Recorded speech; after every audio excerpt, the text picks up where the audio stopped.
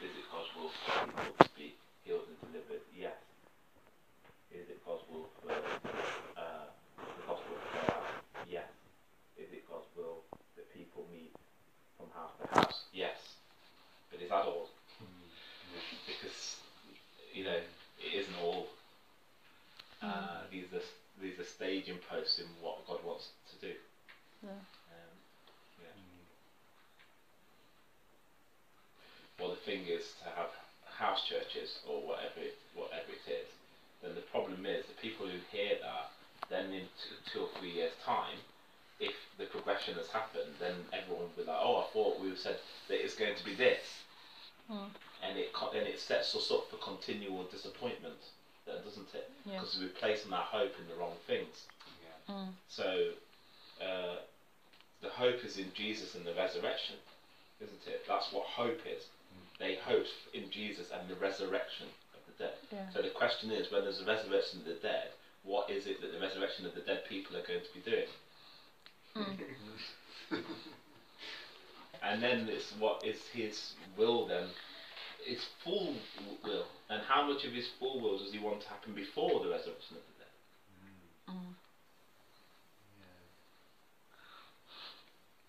So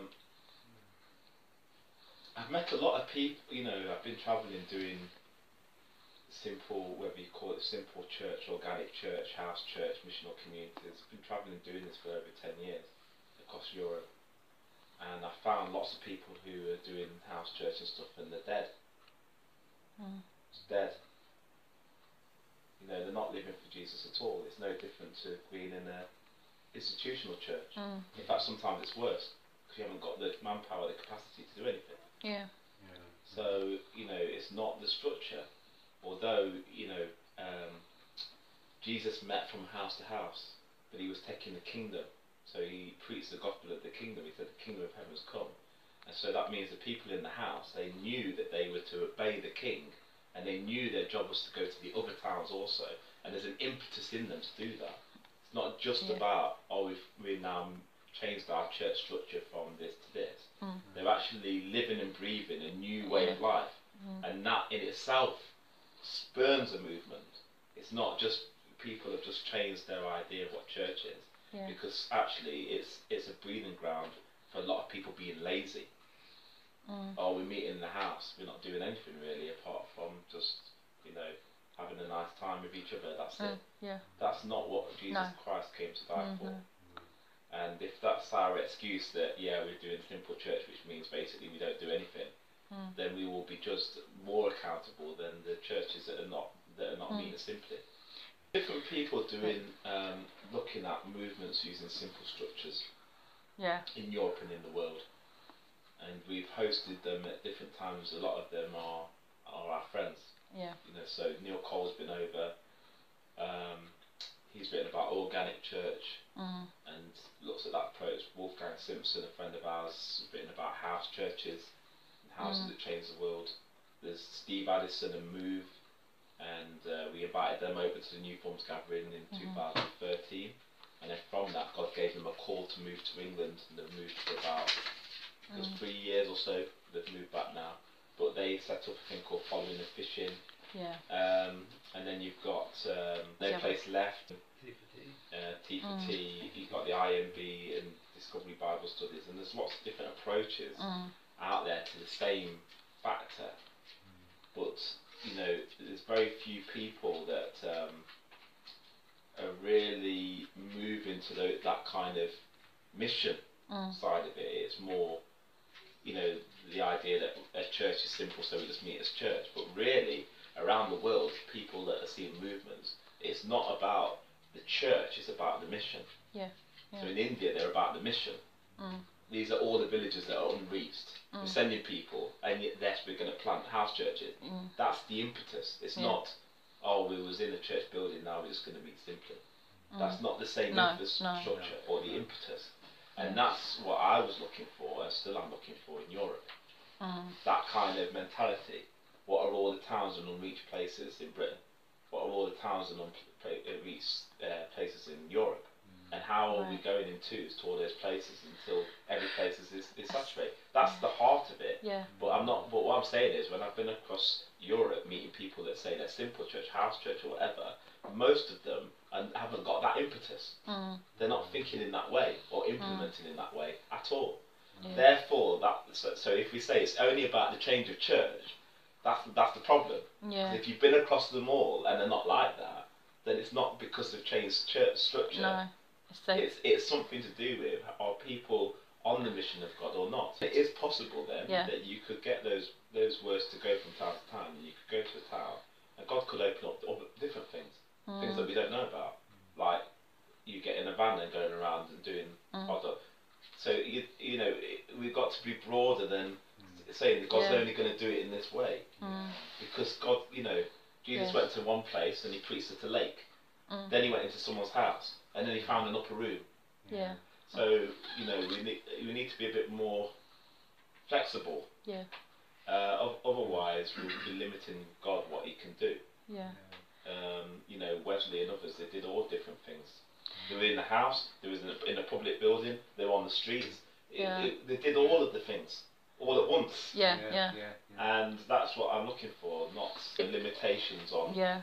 It's got to be this structure. It's got to be this, only houses, or only whatever. It's like, no, it is going to be houses and cafes and pubs.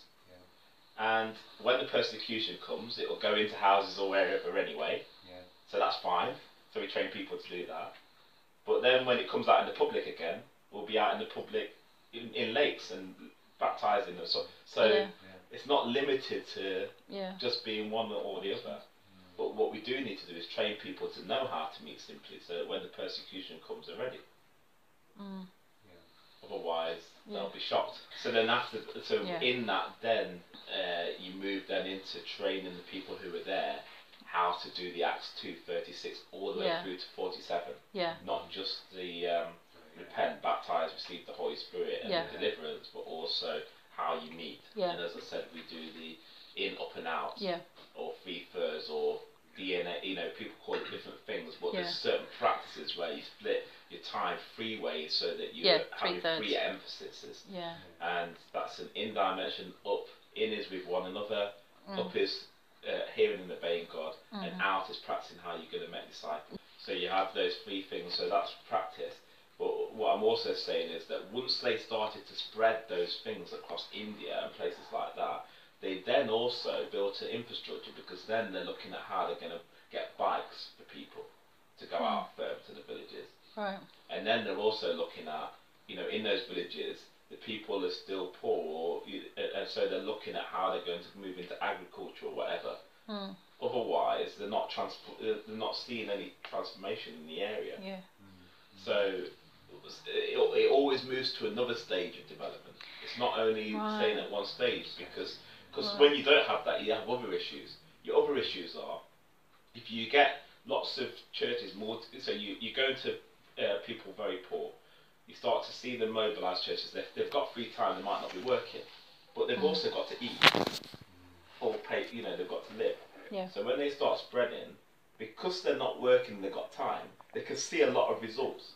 So they can start saying, we've seen 100 baptisms, thousands of baptisms, but then they're struggling at home.